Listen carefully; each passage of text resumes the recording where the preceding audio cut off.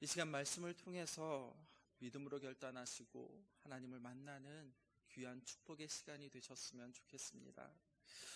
오늘 본문의 말씀은 골로새서 3장 18절에서 4장 1절의 말씀과 유사합니다. 그래서 함께 묵상하시면 좋을 것 같습니다. 오늘날 우리 사회의 큰 문제 중에 하나는 소위 갑과 을의 관계 안에서 일어나는 횡포와 그리고 갈등의 문제입니다. 몇 년 전에 터졌던 대한항공 부사장이 자기 회사의 비행기 안에서 벌어졌던 소위 땅콩 회항 사건을 힘있는 갑의 횡포와 그리고 그로 인하여 겪는 을의 비의 고통을 너무나 잘 보여주는 사건이었습니다. 많은 사람들이 이 사건에 대해서 분노하였습니다. 아니, 분노하였고 그리고 여러 대책들을 세웠었습니다. 그러나 여전히 갑과 을의 관계에서 빚어지는 이러한 갈등과 아픔은 근본적으로 해결하는 것이 결코 쉽지 않음을 우리는 알 수 있습니다. 어제 전 뉴스를 보니 갑과 을의 이야기가 끊임없이 계속해서 흘러나왔습니다. 이처럼 사람이 살아가는데 필요한 자원은 매우 한정되고 또 그것을 나누는 과정에서 세상은 언제나 힘 있는 자와 그리고 그렇지 못한 힘 없는 자가 구별이 되고 그로 인하여서 갈등이 생겨날 수밖에 없음을 우리는 느낄 수가 있습니다. 사람들이 힘없는 을의 입장에서 있을 때 갑의 횡포에 대해 분노하고 그리고 아파하였습니다. 하지만 막상 자신이 갑의 위치에 있게 되면 그 힘을 내려놓고 나누기보다는 오히려 그것을 누리고 싶고 그리고 그것을 지키고 그리고 과시하고 싶어 한다라는 사실입니다. 그렇기 때문에 이러한 인간의 타락한 심성을 근본적으로 바꾸지 않는 한 아무리 사회의 제도가 바뀌어지고 그리고 사회의 시스템을 강화한다고 하더라도 갑과 을의 관계에서 오는 갈등은 끊임없이 반복될 수밖에 없습니다. 대한항공 사건에서 발생했을 때 세상이 온통 분노하고 그리고 시끄러웠지만 그러나 그 사건 이후에도 여전히 비슷한 일들이 일어나는 것은 아마도 지금도 우리는 바라볼 수가 있습니다. 그 이유는 바로 우리 자신이 바뀌지 않았기 때문입니다. 우리 자신이 새롭게 변화되지 않았기 때문입니다. 우리는 지금 에베소서 말씀을 통하여서 성령으로 충만한 그리스도인의 삶이 과연 어떠한지 나누고자 합니다. 성경이 가르치는 성령으로 충만한 그리스도인의 모습이 과연 어떠합니까? 말씀을 한번 찾아보겠습니다. 에베소서 4장 21절에서 24절의 말씀입니다. 제가 가지고 있는 성경은 314페이지입니다. 함께 에베소서 4장 21절에서 24절 말씀 같이 읽겠습니다. 진리가 예수 안에 있는 것 같이 너희가 참으로 그에게서 듣고 또한 그 안에서 가르침을 받을진대 너희는 유혹의 욕심을 따라 썩어져가는 구습을 따르는 옛 사람을 벗어버리고 오직 너희의 심령이 새롭게 되어 하나님을 따라 의와 진리의 거룩함으로 지으심을 받은 새 사람을 입으라. 아멘. 사도 바울이 지금 무엇이라고 말하고 있습니까? 너희의 심령이 새롭게 되어서 의와 그리고 말씀의 진리의 거룩함으로 그렇게 새로운 사람이 되어라 라고 말씀하고 있습니다. 어떠한 신비한 황홀한 체험을 하는 것이 아니라 성품과 그리고 인격이 하나님을 닮아가는 것입니다. 아니, 성품과 인격이 예수 그리스도를 닮아가야 한다라는 것입니다. 우리가 하나님의 자녀로서 성령으로 충만하여서 예수 그리스도의 성품을 잘 드러내며 살아가고 있다는 그 중요한 증거가 과연 무엇이겠습니까? 사도 바울은 에베소서 5장 21절에서 이렇게 말씀합니다. 함께 5장 21절 말씀 같이 한번 읽어보겠습니다. 에베소서 5장 21절 말씀입니다. 함께 읽겠습니다. 그리스도를 경외함으로 피차 복종하라. 아멘. 여기서 경외함이란 헬라어로 포보스입니다. 즉 공포심이나 두려움을 의미합니다. 단순한 공포심이 아니라 존경하는 자세로서 삼가 조심하는 거룩한 두려움을 이야기합니다.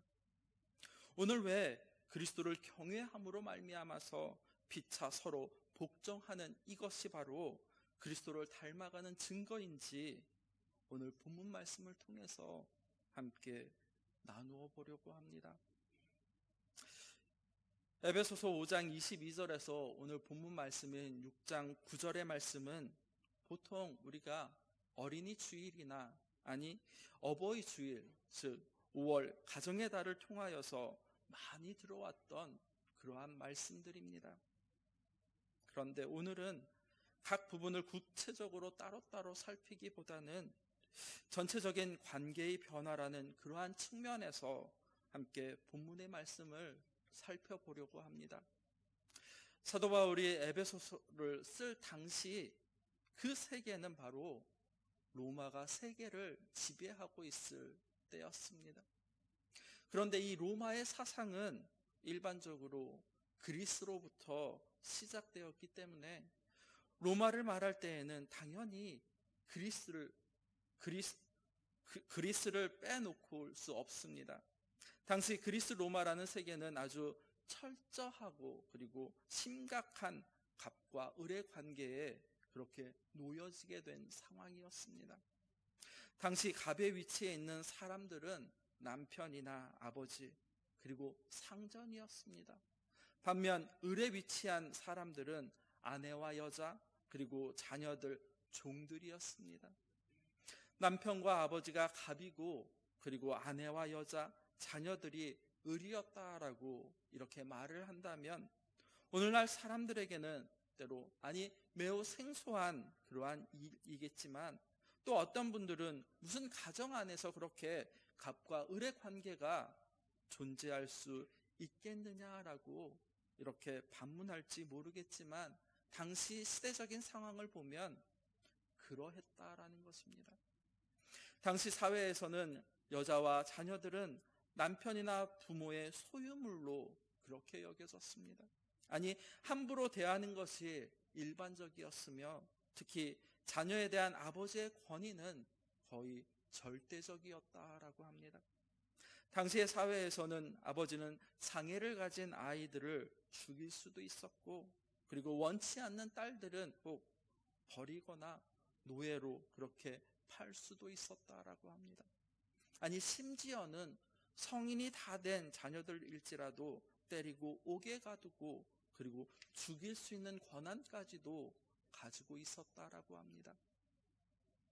자녀들이 이 정도일진데 종들은 어떻게 반응하겠습니까?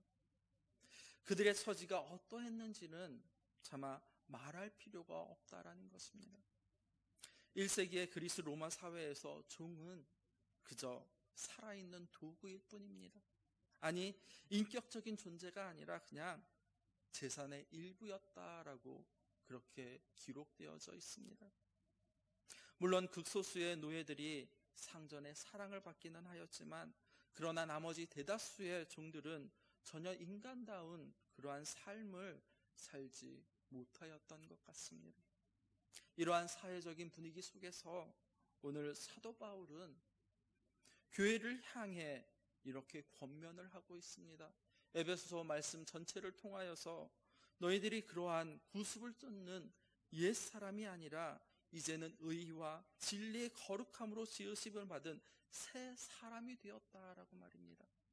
그리고 그리스도의 몸으로 부름받은 교회이다라고 말입니다.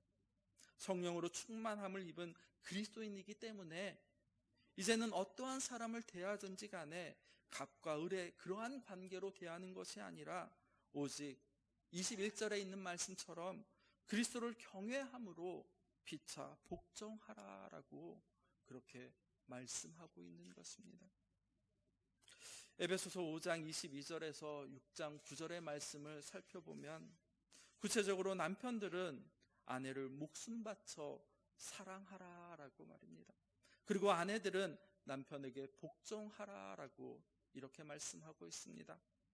또한 자녀들은 주 안에서 부모에게 순종하고 공경할 것을 말씀하고 있습니다. 반면 아비들은 자녀를 노엽게 하지 말고 오직 주의 교훈과 훈계로 그들을 양육하라라고 그렇게 말씀하고 있는 것을 우리는 볼 수가 있습니다. 이어서 종들에게는 두렵고 떨리는 그러한 마음으로 그리고 성실함으로 주를 섬기듯이 너희 상전들에게 순종하라라고 말씀하고 있습니다. 또한 상전들은 자신도 하늘의 상전인 하나님이 있음을 깨달아 알고 종들에게 위협과 공갈을 그치고 그렇게 상전 대하듯이 하라라고 말입니다. 그것이 바로 참된 그리스도인의 삶이다라고 말입니다. 아니, 성령으로 충만한 교회의 모습이다라고 사도 바울은 말씀하고 있는 것입니다. 지금 우리들에게는 어쩌보면 이 말씀이 지극히 당연한 것처럼 그렇게 들릴 수가 있습니다. 하지만 당시의 시대적인 상황에서는 거의 핵폭탄이 터지는 것처럼 아주 충격적인 그런 말씀이었습니다. 갑의 입장에 서 있는 사람도 그러하였고 또한 을의 입장에 서 있는 사람들에게 있어서도 피차 복종하라는 이 말씀은 결코 이해되지 않는 그러한 말씀이었습니다. 갑의 횡포가 하늘을 찌르고 아니 그 횡포로 말미암아서 괴롭힘을 당하는 을의 비애가 하늘을 울리는 아니 그런 사회 속에서 예수님께서 도대체 왜 이런 계명을 오늘 교회에게 주고 계시는 것입니까? 하나님께서는 약자의 고통을 외면하고 그리고 강자의 편에 계시는 그러한 하나님이시겠습니까? 우리 생각에 기독교 신앙이 갑과 을의 세상을 뒤집어 버리고 그리고 모두가 평등한 아니 공평한 세상을 만드는 사회운동이라면 좋았겠지만 오히려 예수님께서는 그러한 현실을 바로 직시하고 또 인정하고 그 속에서 새로운 관계로 즉 참된 신앙 관계의 변화 속에서 살아가라라고 그렇게 오늘 말씀하고 계시는 것입니다. 사실 이 부분은 섣불리 말할 수도 없고 그리고 이해하기도 매우 힘든 부분이 됩니다. 당시에 많은 그리스도인들은 노예 종이었습니다. 이들은 예배 드릴 때에는 아니 가장 존귀한 하나님의 자녀로서 딸로서 아들로서 그렇게 불려졌지만 다시 현실의 세계로 돌아오면 여전히 비참한 노예 생활을 그렇게 하고 있었습니다.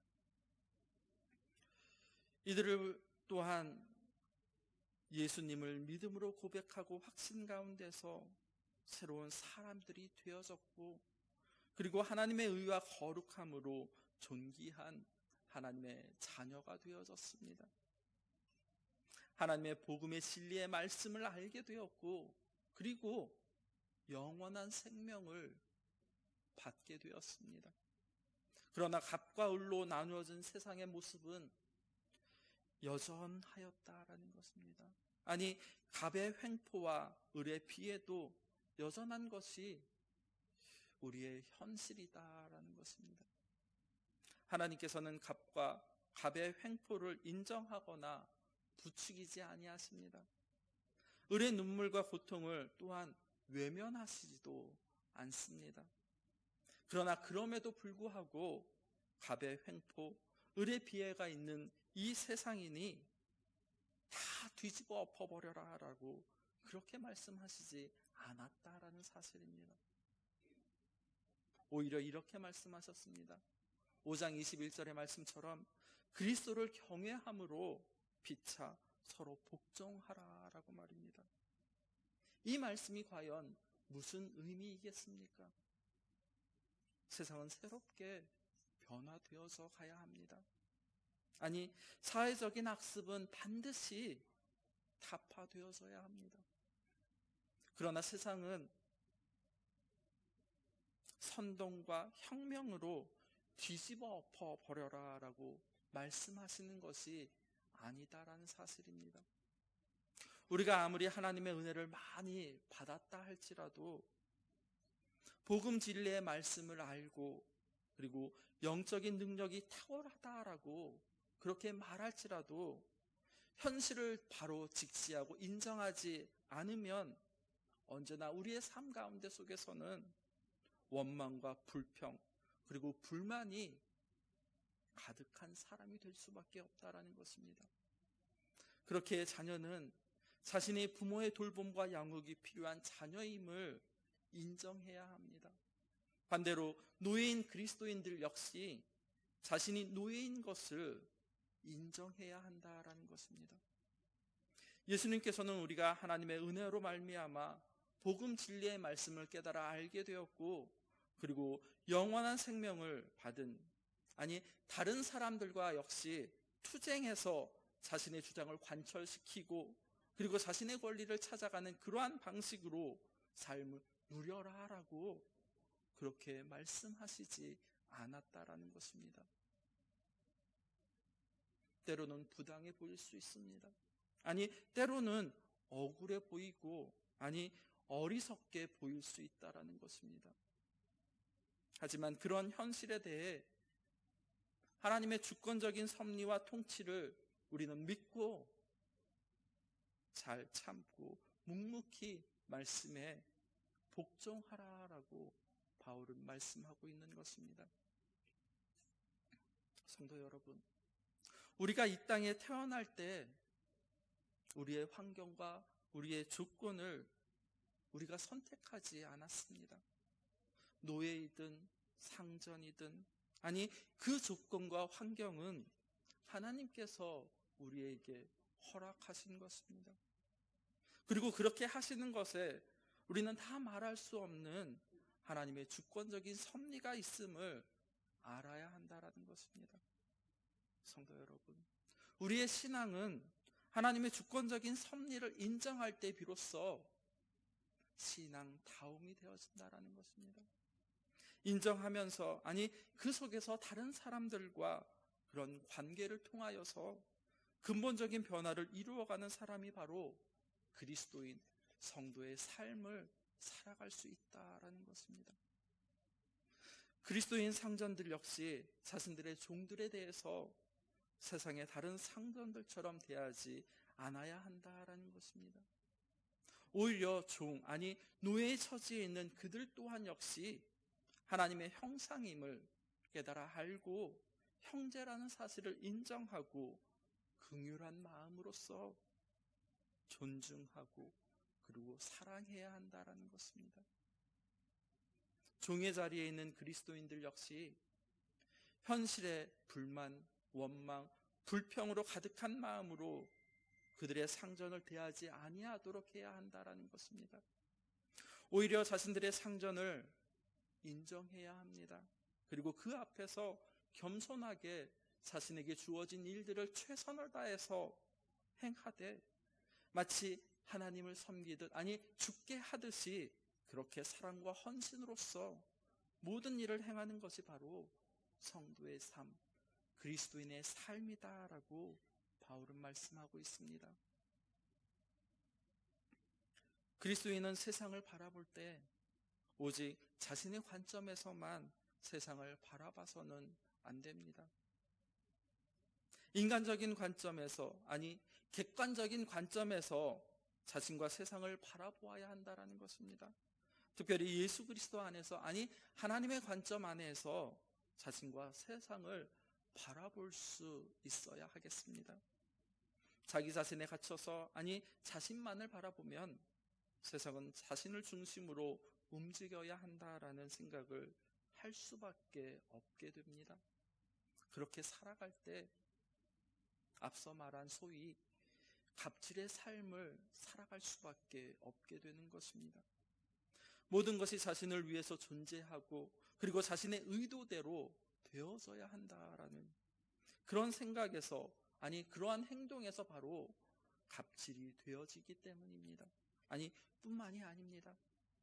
을의 위치에 있는 사람 역시 자기 중심으로 세상을 바라보며 모든 것을 뒤집으려고 그렇게 피해의식을 가지며 살아갈 수밖에 없습니다.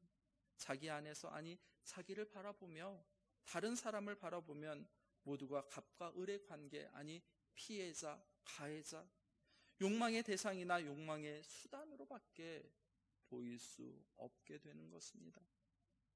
그러나 자기 중심의 관점에서 벗어나서 예수 그리스도 안에서, 즉 하나님의 관점 안에서 자신을 바라보고 그리고 다른 사람, 즉 이웃과 형제를 바라보게 된다라면 세상이 말하는 갑의 모습, 을의 모습이 아니라 동일하게 죄인된 인간의 모습을 바라볼 수밖에 없게 된다라는 사실입니다. 그리고 그러한 인생을 향한 하나님의 섭리와 그리고 하나님의 뜻을 생각할 수밖에 없게 되어지는 것입니다. 거기에서 비로소 갑이 갑질을 하지 않을 수 있는 그러한 겸손이 생겨나게 되고, 을이 분노로 세상을 향하던 적대감을 품지 않을 수 있는 그러한 온유함이 생겨나게 됩니다. 모든 사람을 그리스도를 대하듯이, 아니 그리스도를 경외함으로 대하듯 피차에 복종하는 태도가 비로소 가능하게 되어지는 것입니다. 때로 비로소, 그때 비로소 참된 그리스도의 삶을 우리는 이 땅 가운데서 살아갈 수 있습니다. 성경은 이것을 바로 성령 충만한 그리스도인의 삶이다라고 말씀하고 있는 것입니다. 사랑하는 성도 여러분, 신앙이 깊어진다라고 하는 것이 무엇이겠습니까? 아니 성령으로 충만함을 입는다라는 것이 또한 무엇을 의미하는 것이겠습니까? 신비한 체험에 빠져서, 아니 그것을 자랑거리로 삼고 살아가는 것이 결코 아닙니다. 또한 갑과 을의 세상을 뒤집는 것, 그거 역시 아닙니다. 갑과 을이 존재하는 현실을 외면하는 것도 아닙니다. 그 현실을 똑바로 인식하고 인정하고 그 현실 속에서 자신을 그리스도 안에서, 아니 하나님의 관점 안에서 바로 세우고 그리고 다른 사람도 그리스도 안에서 그렇게 바라보아야 한다는 것입니다. 을의 입장에 서 있는 사람은 자신을 을로 세우신 하나님의 그 뜻을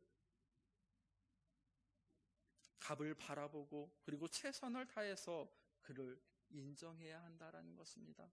반면 갑의 입장에 서 있는 사람 역시 자신을 갑의 그러한 자리에 세우신 하나님의 뜻을 생각하면서 갑의 자리에 있는 것이 얼마나 더 무거운 책임을, 그리고 그게 사명인지를 깨닫고 갑의 힘과 자리를 기꺼이 을을 위해서 나누고 그리고 베푸는 삶을 살아가야 하는 것입니다.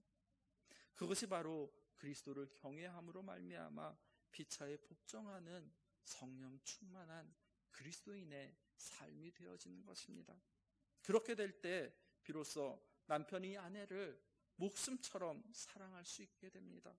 그리고 부모가 자녀를 노엽게 하지 아니하고 오직 주의 교훈과 그리고 훈계로 양육할 수 있게 되어지는 것입니다. 그리고 상전이 종을 향한 군가를 그치게 되어지고 오히려 그들을 긍휼히 살피면서 피차에 복종하는 마음이 되어진다라는 사실입니다. 그렇게 할 때 남편에게 복종하는 아내가 되어질 수 있고 또 부모에게 순종하고 공경하는 태도로서 갖는 자녀가 되어지며 상전을 그리스도듯 대하듯 대하는 종이 되어질 수 있다라는 것입니다. 사랑하는 성도 여러분, 우리는 더 이상 갑이 아니고 을이 아닌 세상, 아니 이것은 세상을 뒤집는 혁명이나 그리고 운동을 통해서 되어지는 것이 아니라 바로 성령으로 충만함을 입은 그리스도인의 변화된 삶과 그리고 변화된 관계 속에서 맺어지게 되는 것임을 기억해야 할 것입니다. 누구나 다 높아지기를 원합니다. 아니 누구나 다 갑이 되려고 하는 이 현실에서 성령 하나님께서는 우리에게도 갑도 아니고 을도 아닌 참된 그리스도인의 삶을 살게 그렇게 만드시는 것입니다. 자기의 욕망대로 살지 아니하고 다른 사람에게 유익한 존재가 되어져야 합니다. 그러나 그것이 삶 가운데서 결코 쉽지 않다라는 것입니다.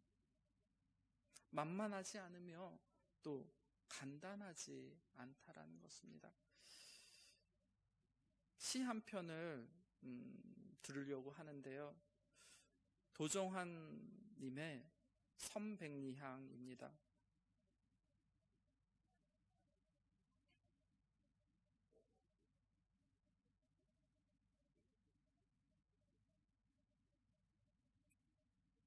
집사님 다시 한번 틀어주시겠어요?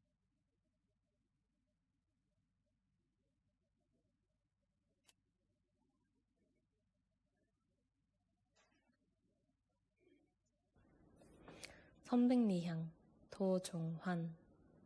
경기도 어느 초등학교인가 계시는 선생님께 섬백리향을 선물받아 가지고 와 기르면서 나도 이 꽃처럼 살 수 있다면 하고 생각했다. 척박한 땅 가리지 않고 아무 곳에서나 잘 자라고 잎 전체에서 나는 향기로 나쁜 벌레 오지 않고 화려하지 않아도 향기가 100리까지 간다는 이 꽃만큼만 살았으면 싶었다. 그러나 그것도 쉬운 일은 아니다. 잎이 마르는 듯 싶어 너무 자주 물을 주고 꽃은 안 피고 줄기가 처지는 듯 싶어 손때를 많이 묻히고 그래서인지 얼마 못 가서 죽고 말았다. 내 마음 어느 구석에 너무 지나치거나 너무 모자라는 데가 있어서 조급하게 자랑하고 싶거나 은근히 내세우고 싶어서 어린 꽃을 힘들게 하다 공연히 꽃만 죽인 꼴이 되었다. 향기를 가진다는 게 쉬운 일이 아니다. 척박한 땅에 살면서 향기롭게 산다는 게 아무나 되는 일이 아니다. 도종환 시인은 섬백리향을 키우면서 이 꽃만 살고 싶다라고 그렇게 고백하고 있습니다. 그러나 그러한 소망이 있음에도 불구하고 결국에는 섬백리향을 죽이고 말았습니다. 왜 죽었는지 가만히 생각해 보니 자기 마음 어느 구석에 너무 지나치거나 너무 모자라는 데가 있어서 그리고 조급하게 자랑하고 싶은, 은근히 내세우고 싶은, 그래서 어린 꽃을 힘들게 하다가 공연히 꽃만 죽인 꼴이 되었다라고 그렇게 고백을 합니다. 그러면서 시인은 향기를 가진다는 게 쉬운 일이 아니다라고 말해요. 척박한 땅에 살면서 향기롭게 산다는 게 아무나 되는 일이 아니다라고 그렇게 마지막을 고백하고 있습니다. 성도 여러분, 그리스도인의 삶도 그러합니다. 성도의 삶도 이와 마찬가지입니다. 자신을 밖에 세우고 자신과 다른 사람을 그리스도 안에서 바라보고 대하는 그리스도인의 성령 충만한 삶은 서두른다고, 때로는 원한다고 해서 피울 수 있는 그러한 꽃이 결코 아니다라는 것입니다. 갑과 을의 관계에서 악취를 풍기며 사는 것은 어렵지 않습니다. 본성대로 살면 되어지고 세상의 흐름대로 살면 저절로 그렇게 되어질 수 있습니다. 그러나 그 본성을 거스르고 그리스도를 경외함으로 피차에 복종하여 향기를 품고 삶을 살아가기란 여간 어려운 것이 아닌 것입니다. 날마다 성령으로 충만한 그러한 삶을 살아갈 때, 성령 충만함을 입어야지만이 비로소 가능하게 된다라는 것입니다. 조급하지 않게, 그리고 서두르지 말고, 그러나 분명하고 또렷하게, 또박또박 이 믿음의 삶을 살아내는 저와 성도 여러분이 되었으면 좋겠습니다. 세상이 아름답게 변화되는 것은 바로 저와 성도 여러분이 복음 진리의 말씀 안에서 하나님께서 기뻐하는 삶을 살아갈 때, 의와 진리의 거룩함으로 새롭게 변화되는 것으로부터 시작되었습니다. 세상이 왜 이러냐고, 그렇게 탓하지 마시고 이제는 화내지 마시고 성령 충만함으로 세상을 살아가셨으면 좋겠습니다. 세상이 이렇게 되어진 것이 바로 우리 그리스도인들이 하나님의 말씀에 따라 순종하며 살아오지 못한 그러한 불순종의 결과임을 우리는 잊지 말아야 할 것입니다. 그리스도의 말씀을 따라서 하나님을 경외하면서 오늘 주신 말씀 에베소서 5장 21절에 있는 말씀처럼 그리스도를 경외함으로 말미암아 피차 복종하는 삶을 살아갈 때 비로소 세상은 하나님의 창조의 본래의 목적을 회복하고 그리고 변화되게 될 것입니다. 성령 충만함으로 말미암아 거룩한 주일 하나님의 말씀 안에서 그리고 믿음 안에서 하나님이 원하시는 삶을 살아가는 성도 여러분의 가정이 되셨으면 좋겠습니다. 기도하겠습니다. 창조하신 본래의 목적으로 회복과 구원을 허락하신 하나님 아버지, 은혜와 사랑을 감사드립니다. 우리는 다양한 관계 속에서 사람을 만나 관계를 이루어가며 살아가고 있습니다. 하나님의 말씀을 통하여서 하나님의 관점에서 자신과 세상을 바라볼 수 있도록 성령님 우리를 붙잡아 주시옵소서. 우리 모두가 예수 그리스도의 향기를 가득 머금은 그리스도인으로서 성령 충만한 그리스도의 삶을 살아갈 수 있도록 주님 붙들어 주시옵소서. 동경교회와 가정 공동체 안에 성령 충만함을 허락하여 주시옵소서. 예수님의 이름으로 기도드립니다. 아멘.